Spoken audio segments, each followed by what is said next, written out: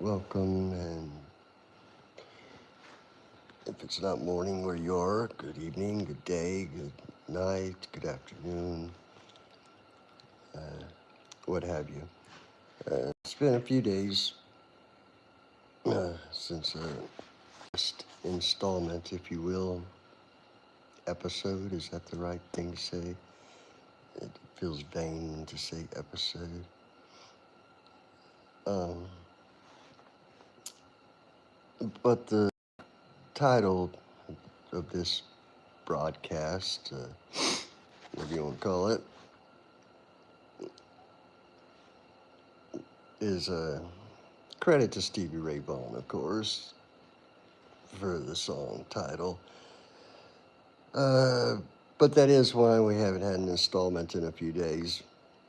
The weather's been really cold. It's been pretty miserable here. I mean, I'm sure a lot of people would think that 25 to 35, maybe 40 degrees during the day is not that cold, but you're in Alabama, it is. In any case,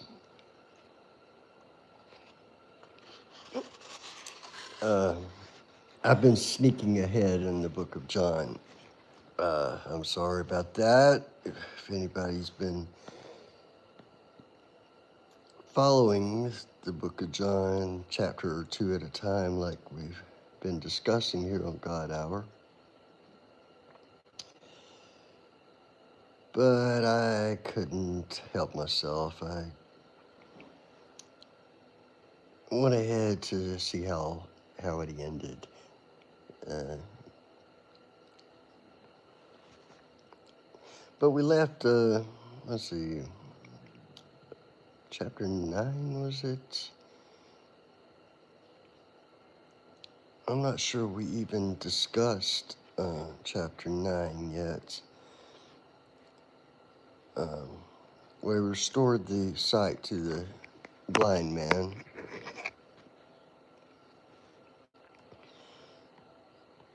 But having read through the rest of it, I'll kind of summarize a little bit of it. There's, if possible,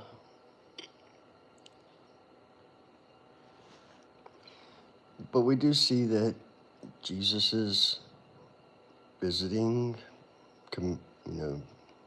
performing miracles. The Jewish community is really uncertain, but they're generally finding this to be blasphemy in their eyes, witchcraft or something like that. But there are many who go, well, no, God is doing this through him. Restoring the blind to this one man,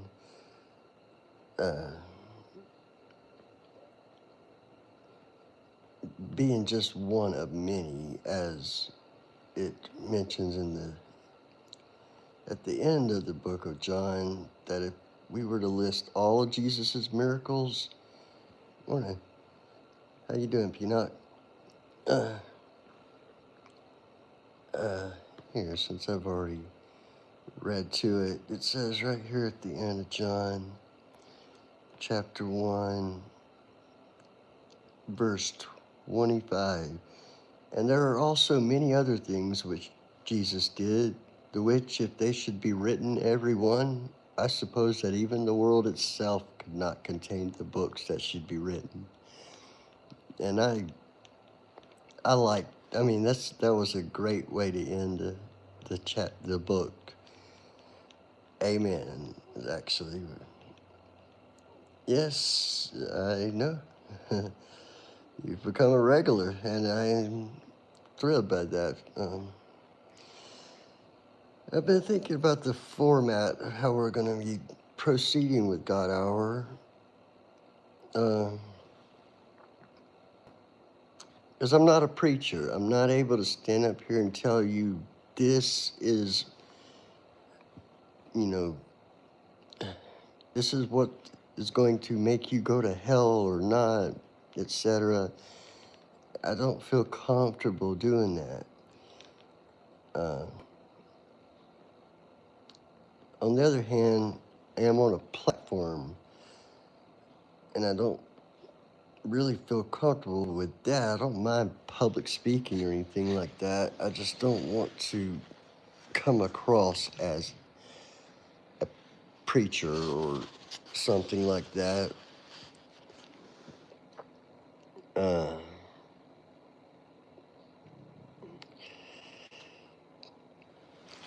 but of course, like all the Gospels, John is a story of Jesus' life, like from start to finish, um, all the way up to the betrayal of Judas, all the way up to the crucifixion, all the way through the resurrection.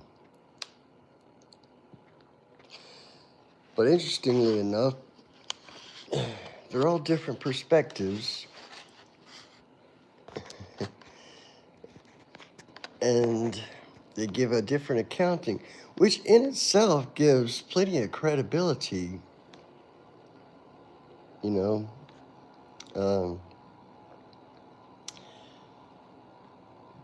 or a lot more credibility. If there were just one gospel, it would be very, if I were not already raised Christian, I probably would never become Christian.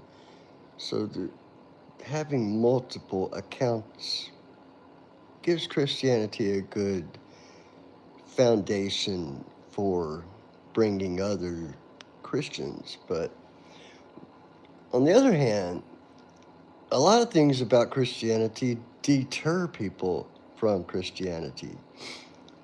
And those things are usually Christians. Um, I know plenty of Christians that just don't make me want to be in their club, so to speak. Um, if anybody's watching this later, it seems like the chat doesn't just come across, so every now and then I'll read one out. How many times do I go to church a day?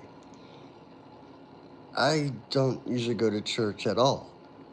Not every day, definitely. Not every month, even. Um, I go to work almost every day, but morning. It'd be nice to go to church a little more. Uh, but I do what I can. Uh, and as I'm saying, the problem with Christianity is often Christians. Um, I've got a church right down the road I could be going to, but that church doesn't work for me. I'm not comfortable there. I don't like being judged by my own community when I'm just there to worship. Uh, so in that regard, I think that the internet makes a way for us to worship God as a group if we want to. Uh, without the judgment and without our own community uh, seeing who can dress up the best and, you know, basically using it like a little club or what do they call it? It's like the Elks Club or something. I don't know. I'm not in any of those things either, but there are a lot of Christians that have turned off potential Christians. Because if you look at Buddhists, they've got a more enticing uh, pitch, if you will, for attracting people to Buddhism than your standard Christian, telling you that everything that you do is a sin and you deserve to go to hell for it. And if you don't accept this guy as the Son, the one and only Son of God, I can see why you wouldn't want to listen. It just sounds a little crazy and judgmental. So on that note, I'm trying to reach people in a different manner. Not as a pastor, reverend, preacher, priest, cardinal, bishop, whatever, or even a minister, but as a disciple, or it is written that as we are disciples, we are to make disciples. And a disciple is simply a student.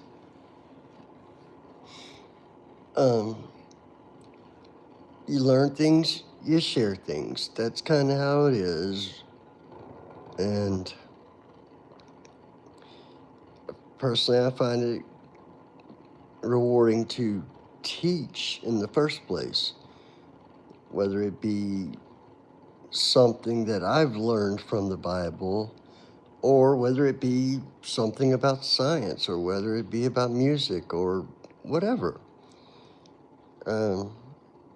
There are many disciplines of education, i.e., disciple.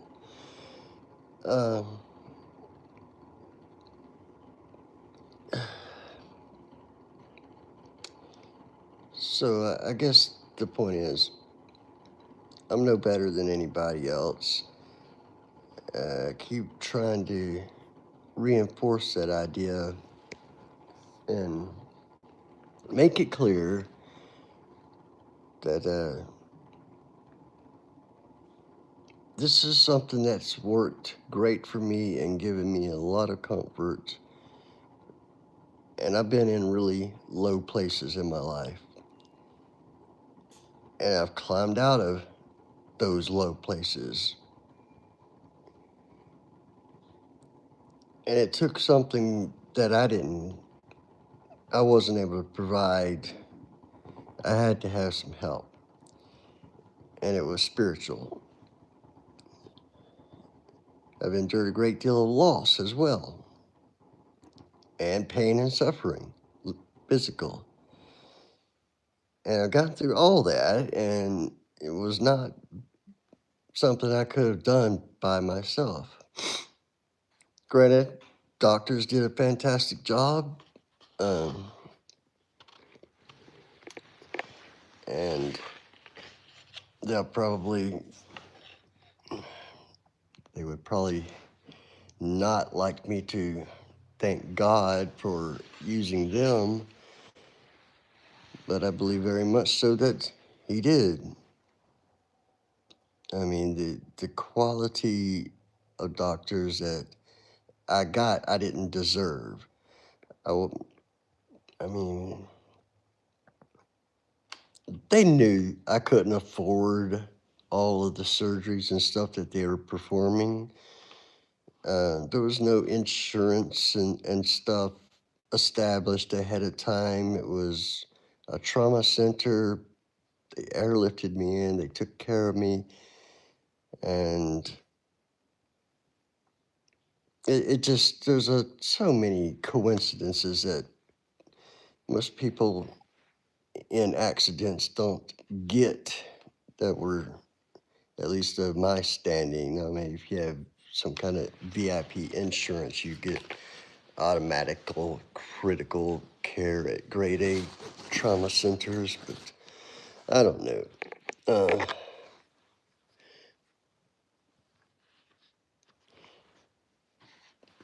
But I'm not going to read directly from the book of John, except to point out one particular verse. And sorry, y'all, it's also been getting over that cold. Has anybody ever heard what the shortest verse in the Bible is?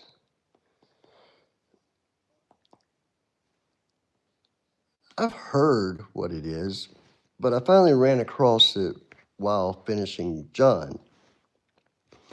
John chapter 11, verse 35. Jesus wept. That's the standard. It's kind of a, I don't know. Some people know that I talk to, but it's not, I guess, known by everybody or the majority. Now, you could also argue that Thessalonians 5:16, rejoice always. Uh, but I ran across Jesus wept while reading about Lazarus and Jesus bringing Lazarus back to life in a very interesting way. Well, Lazarus was a good friend of Jesus's, and this is one of the very few times that he's extended himself so much and demonstrated power over life and death personally as, the mortal Jesus, if you will. And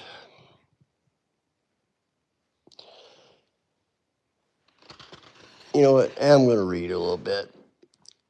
We're going to go to John chapter 11 and get some context around Jesus wept. Should be verse 35.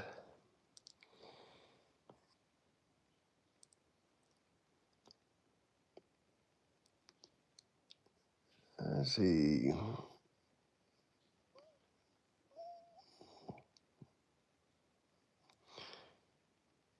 At that point, verse 32, and when Mary was come where Jesus was and saw him, she fell down at his feet, saying unto him, Lord, if thou hadst been here, my brother had not died. I don't know what, of course, Jesus could have healed him from being ill, whatever illness took him out, which back then people were dying of everything from,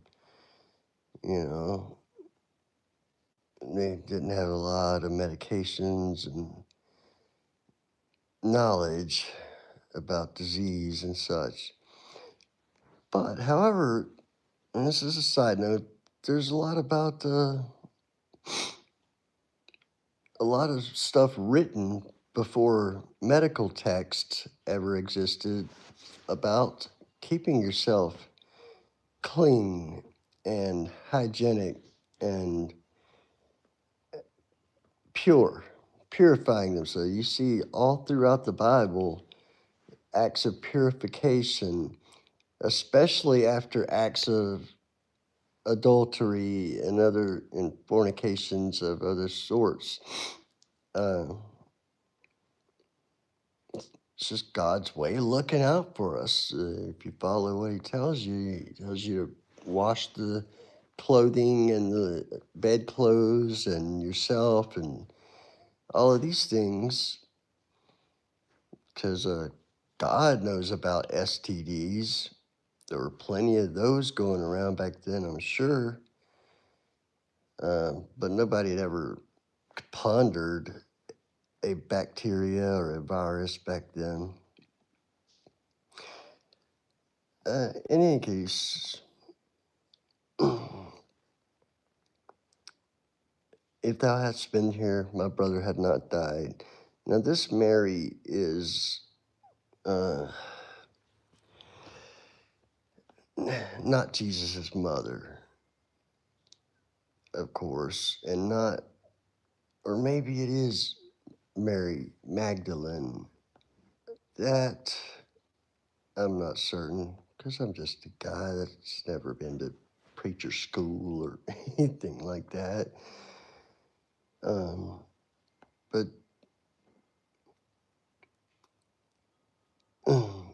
continuing on, verse 33. When Jesus therefore saw her weeping, and the Jews also weeping which came with her, he groaned in the spirit and was troubled, and said, Where have ye laid him? And they said unto him, Lord, come and see. Jesus wept. Then said the Jews, Behold how much he loved him. And some of them said, Could not this man which opened the eyes of the blind have caused that even this man should not have died? Jesus, therefore again, groaning in himself, cometh to the grave. Why is he groaning in himself?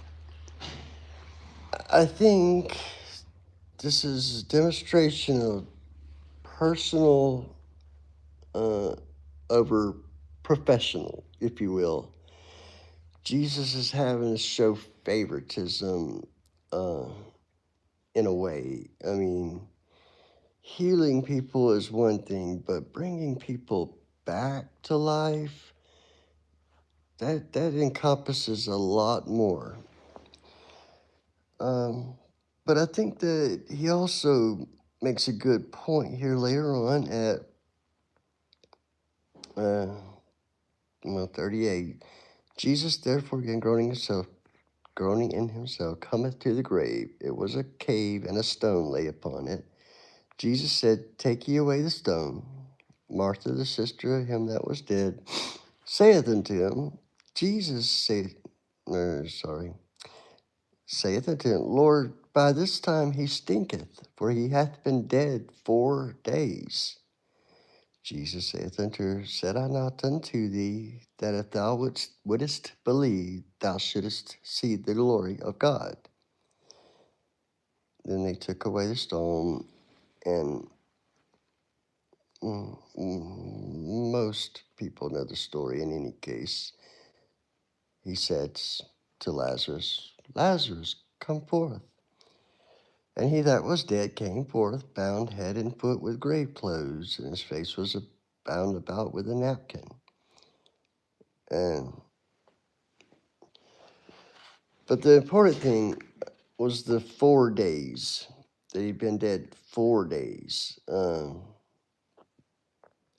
Because, as I understand it, Jewish, maybe not modern Jews, but at that time, considered 3 days to be definitely dead. I'm trying to use air quotes with the cup of coffee. It's better just to not try. But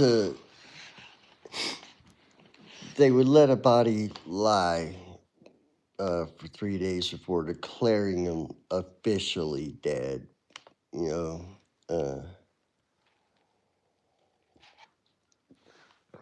because I'm sure that they've made a mistake a few times, and someone's woke up going, "Hey, what are you guys doing? Come on, don't put me in here. What have I done?" But we'll see that again, of course, at the end of John. Toward the end, spoiler, they kill Jesus. John chapter 18's the betrayal, 19's the crucifixion. And there's a lot of interesting stuff in there about Pilate, too. It was a, governor of sorts sent by Caesar, whoever the Caesar at the time was. Let's not say it was a Julius Caesar, but Caesar is more of a title. I mean, it's also a family name, I guess, but as you even hear Jesus say, give to Caesar what is Caesar's, give to God what is God. I guess in some vague way, it's similar to using Christ as a title, not in meaning, but in application. It's so synonymous with the person, it becomes a name as well. Uh,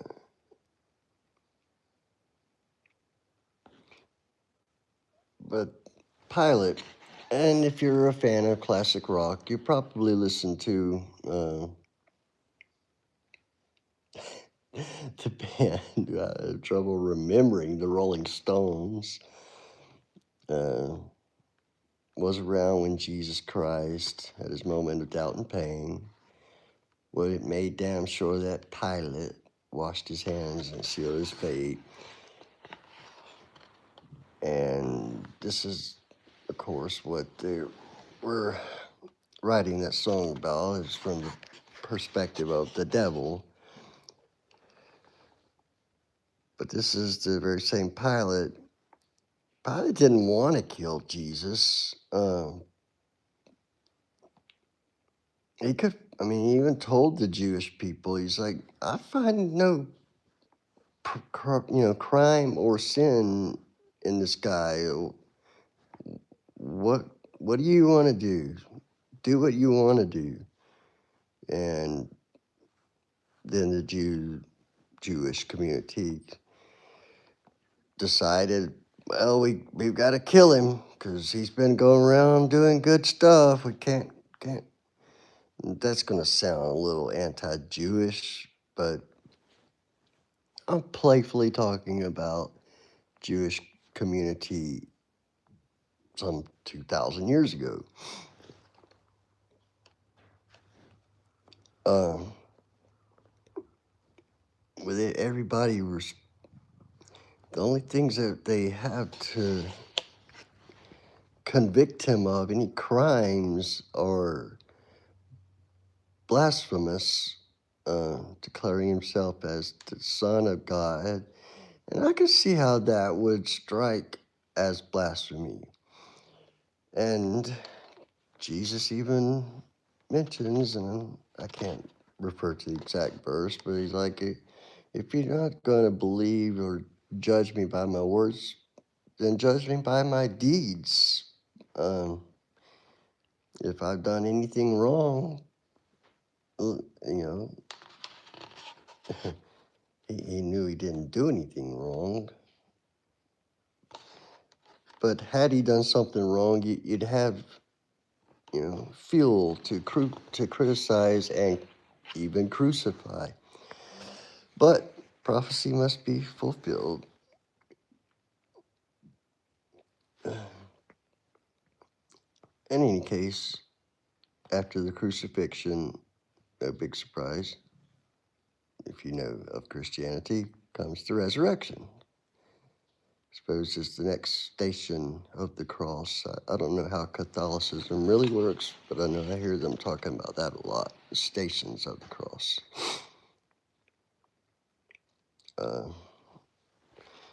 I'm not going to dig too deep into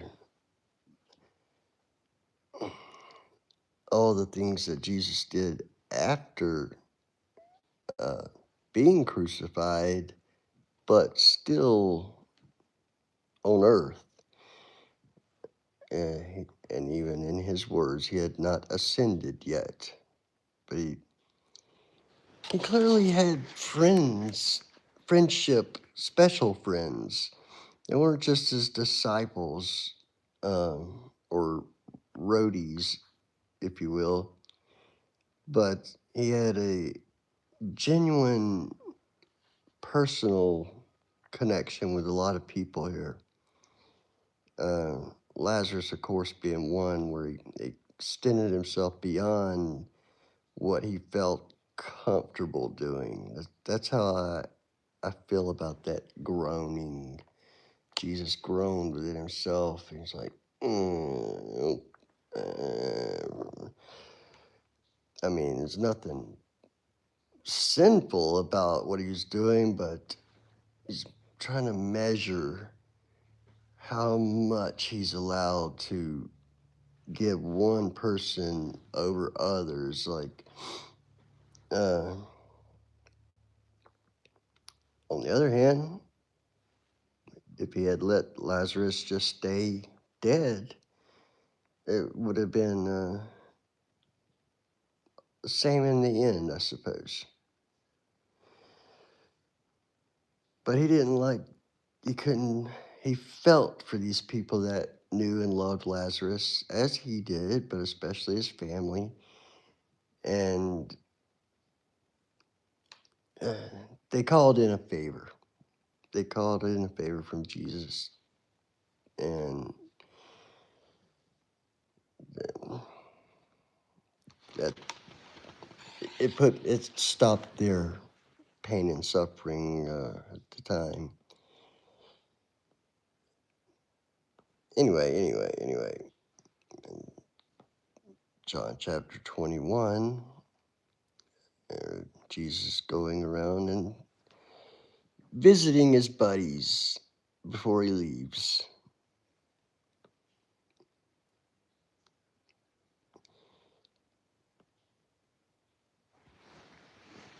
And that's the conclusion of the book, is 21 chapters. And I'm trying to decide where I'm going to go from here, not just with uh, the Bible, but with God Hour itself. I've got a pretty heavy workload. I have a day job, but it's actually a day and night job. Um, and the weather stuff. Now, God Hour is going to continue, but the chat is not a very, it doesn't seem to reproduce if you rewatch it. So if I just look at the chat and respond to it, it doesn't make any kind of sense in context if you haven't read the messages yourself. So going back through chats now, I see a handful of hellos and questions to that effect. Questions to the effect of hello, that doesn't make sense. But someone asked me, am I okay? I am okay. I'm fine. Thank you for your concern.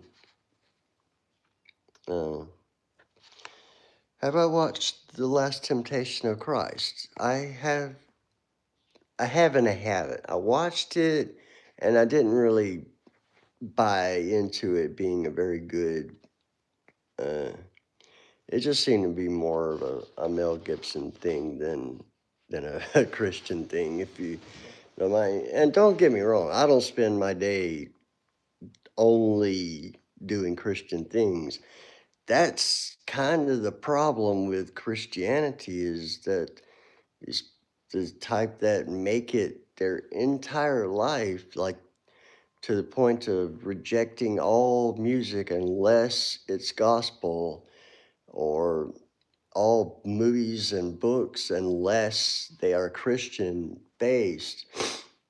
I don't see that as living right. I mean, not enjoying life while we have it. You know, what is wrong with music in general? Now, sure, some of it is, I'm sure, blatantly dedicated to Satan, and a lot of it talks about sin, but a lot of it has good message inside of it, and then a lot of it just makes you feel good, makes others feel good. The other night, me and my coworker, black girl, uh, were trying to figure something we could both listen to, and pulled out Stevie Ray Vaughan. First track said, "Oh, I hate this," because it was Pride Joy. She's like, "Oh, no, no, no." But then once he got to some of the blues, She's like, wait a minute. Yeah, we can go with this all night. And okay, Stevie Ray Vaughan it is. And yeah, yeah, he could really play the blues too. Um, now, our verse of the day was on the subject of unity. And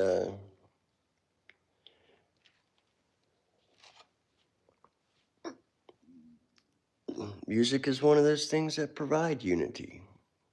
Am I wrong? I mean, is it not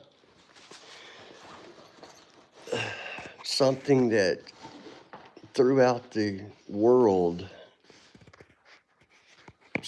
they're doing? I mean, no matter, I mean, I think all cultures have their own musics. I can't think of any that don't, even if you get into like the Native American, indigenous people, whatever you want to call them, us, by the way. Um,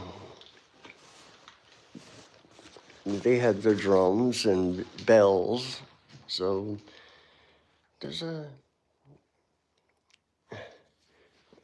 mean, one good thing about music, when it hits, you feel no pain, with respect to Bob Marley. So,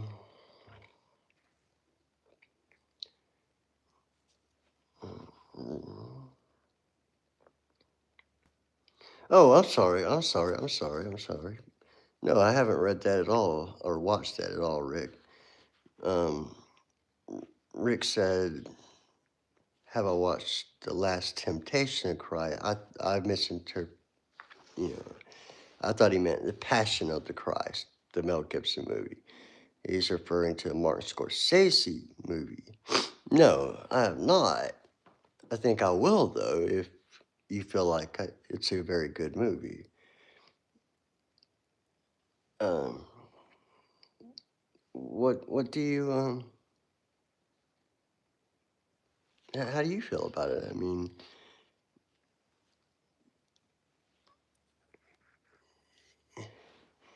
hey Map. By the way, I don't know how to pronounce all the other characters. I I guess that's Russian. No offense intended, but I wish I did know what all those characters sounded like.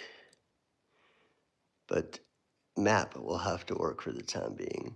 Anyway, I'm intrigued now because I do like Martin Scorsese movies and I do like Jesus. Let's see, Last Temptation,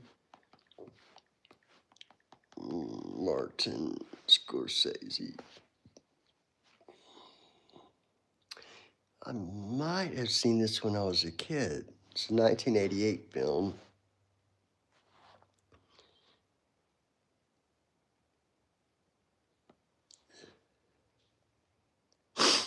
Hmm, interesting.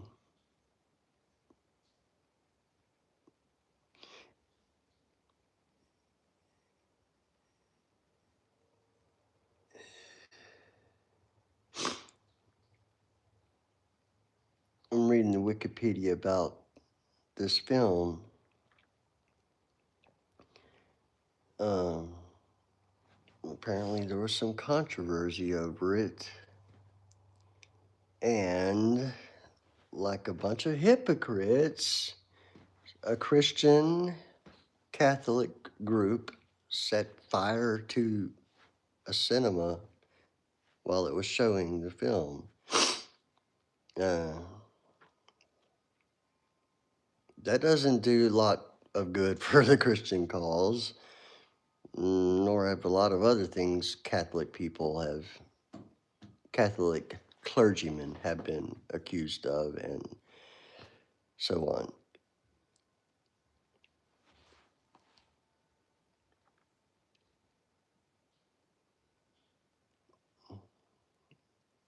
I will have to gather this film from my collection.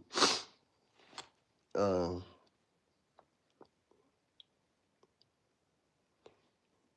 a challenging essay on the life of Jesus, and neither blasphemous nor offensive, said some famous critic, I guess.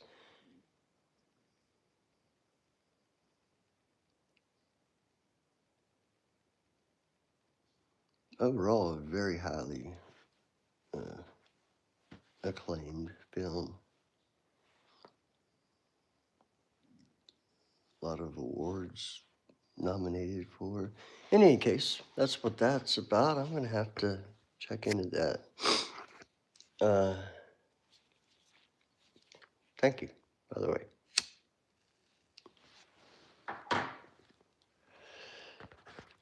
But we do have to figure out what format I have to figure out, I should say, but I'm welcome to, suggestions on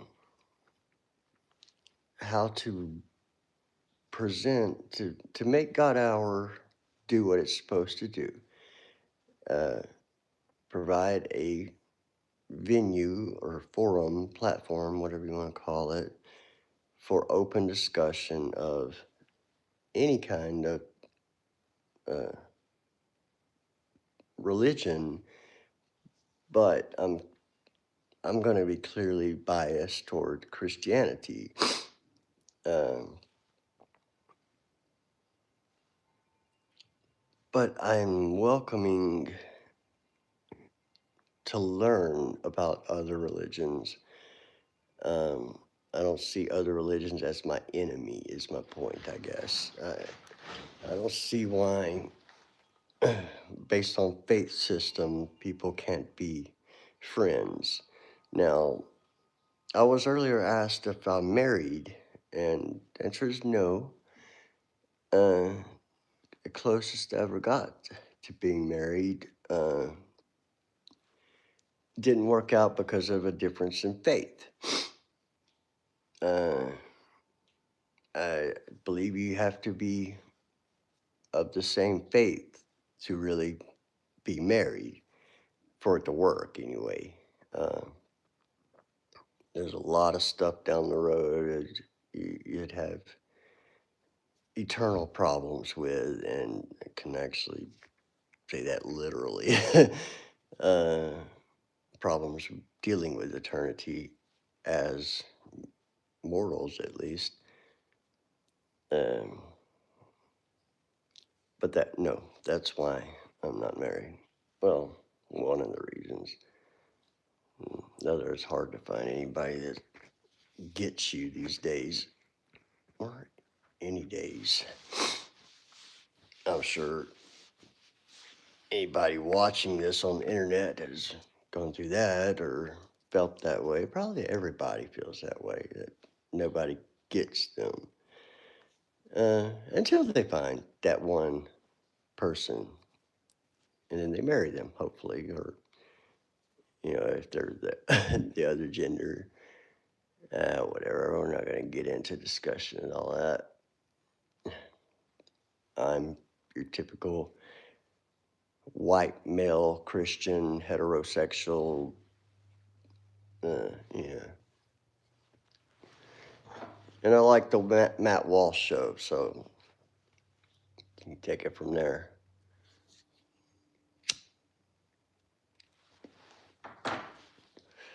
Oh, and I'm also a sinner. Make no mistake, I smoke cigarettes, and I'm not planning on quitting anytime soon. Um,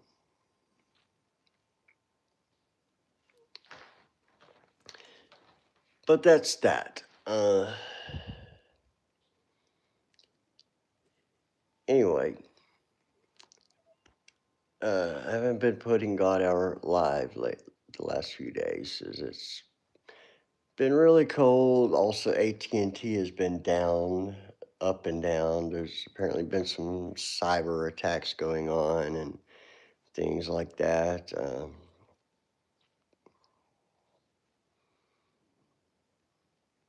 So I apologize, for those that have been wanting to continue watching. We've had several people that have become more or less regulars, especially Peanut there, if you're still there, buddy. Um, and that means a great deal to me.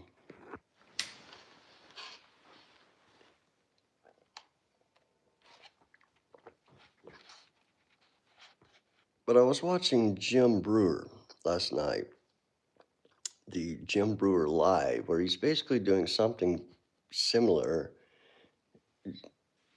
talking to people that aren't talking back. All they're doing is commenting and chatting back. Uh, and it got boring. That is kind of the point where I didn't want to watch it anymore. So I don't want God Hour to be something that people go, well, this is boring. I don't want to watch. But I don't want to lose sight of what it's meant to be for. It's not about me. This is my hour I'm giving to God before I start my day officially. Um,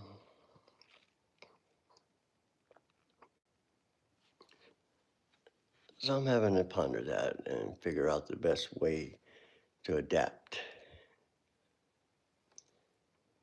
And I know how to do that.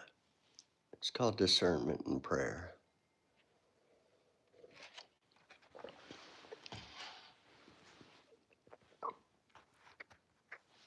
Um, but also don't have, presumably, a lot of money like Jim Brewer. Though he does seem to be really eager to make a lot more money. I mean, last night I heard him complaining about Facebook not paying him for views or something. And I see him advertising a lot of products, and that's something God Hour's not ever going to do. They're not going to be monetized to produce a product or even endorse a product. Now, I will personally endorse a few things, very few things that are reliable and actually help me in my life. Uh, AirTags being one of them. Uh, that's not to say I think everybody should get an iPhone or anything like that, but uh, AirTags have saved me from losing my keys and other items so many times that it's become a very huge convenience. So you're welcome, Apple. Here's your free commercial if you want to look at it that way. Uh, and there's also a particular Bible app that I use that I find to be very good, but I'm not going to endorse it because it also has some things that bug me that come across as ads. Like, they don't claim they're asking for money, but I feel like if I click some of this stuff, it's going to be asking for money. And I don't click stuff. But that's the way it is currently. Figuring out how we're going to format this show, if you want to call it that, um, to give God all his due and try to not misrepresent Christianity, not turn people off of Christianity. There's plenty of reasons I can name and have already named that people would not want to be a Christian or be associated with Christianity. but there are also some extremely uh, huge benefits to being a Christian.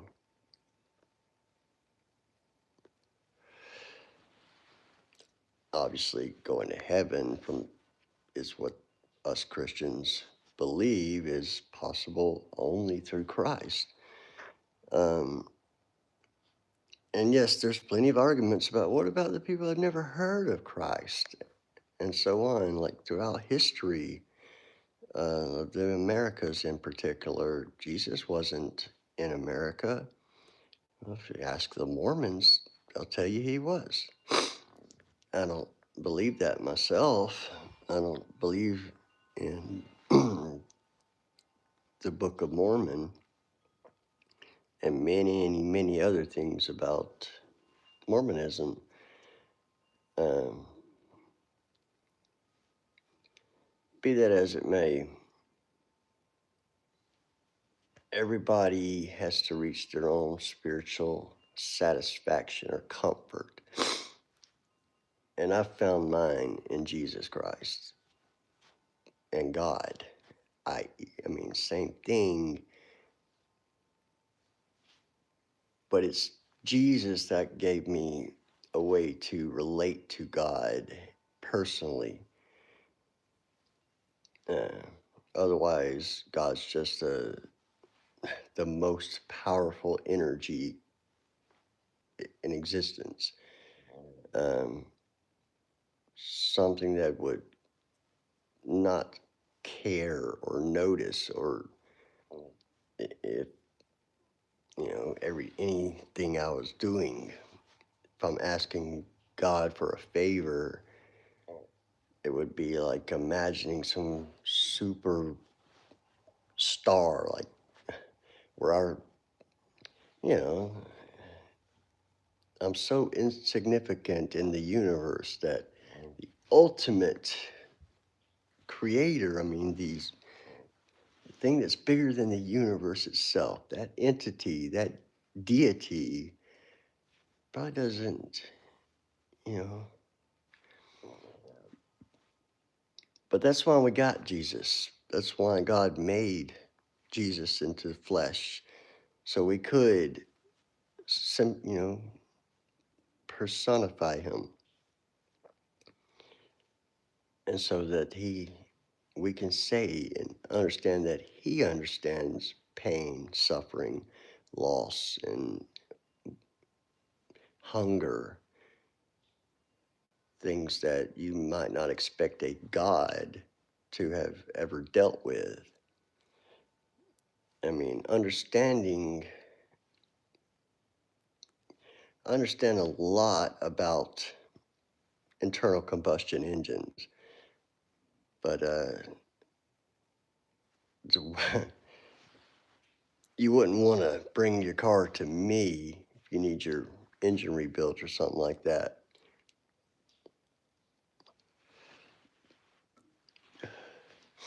Maybe not the best example, but uh,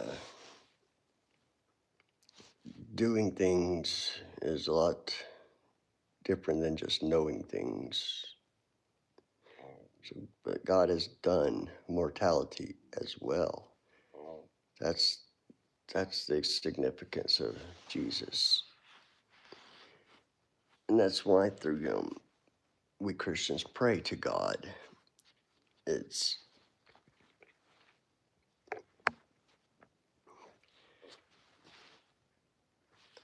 Rick has a question. Why did Jesus insist on being baptized by John, even though he had no sin? That's a good question, and I'm thinking of how we still baptize innocents today, and I don't particularly agree to it, but I believe Catholics in general baptize at birth or shortly after. Um, but why did Jesus insist on being baptized by John? Uh, That's a good question. I mean, because baptism in itself is just an indicator. And maybe this is why Jesus did it. Um, it's not paramount. There's nothing special about the water that you get baptized in, at least nowadays. Maybe there was a long time ago, but I know that it was the River Jordan that, uh, at least I think that it was the River Jordan that John was baptizing people in, but I would assume that it was to show his humility. Jesus humbled himself before men and God. Uh, just as he washed the feet of his disciples shortly before he was crucified. Uh,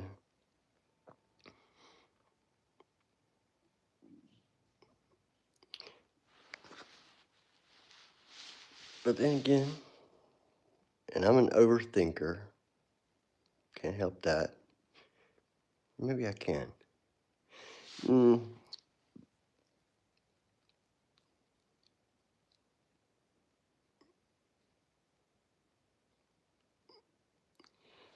So I'm thinking, because when we're baptized, I mean, I was baptized, it was after accepting Christ.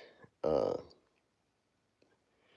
now, the baptism, the water, the act in itself is just kind of a public declaration. I am now committed to Jesus. Uh, these are my sins being washed away. Kind of the way, heck, I don't know. It's not essential. Uh,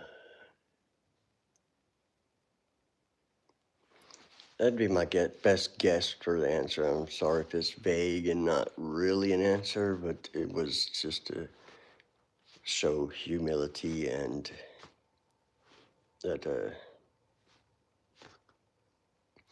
he had no problem serving or,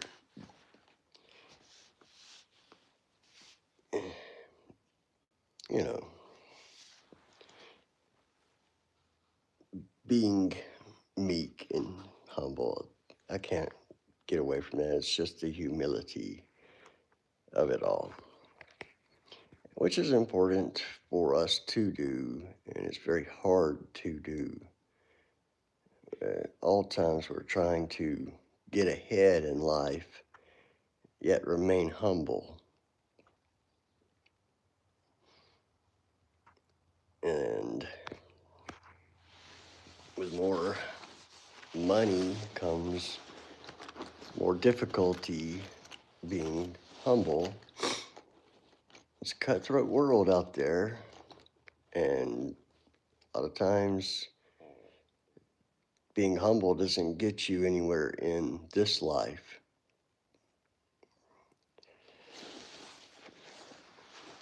And you'll even hear people taking pride in their humility, which is paradox in its own.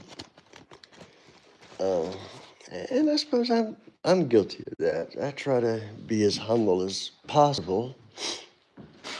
I can claim somebody once called me the most humble person they ever knew. You know, I don't know if he meant it as a compliment.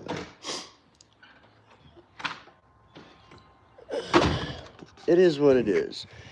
But y'all, this is going to wrap up God Hour for today. Be seeing you in the morning, and we'll decide what we're going to start focusing on from the Bible and the direction godhour.org is going to go from here. God bless you all and have a great day. I'll see you soon, probably in the morning. And y'all go out there and have fun.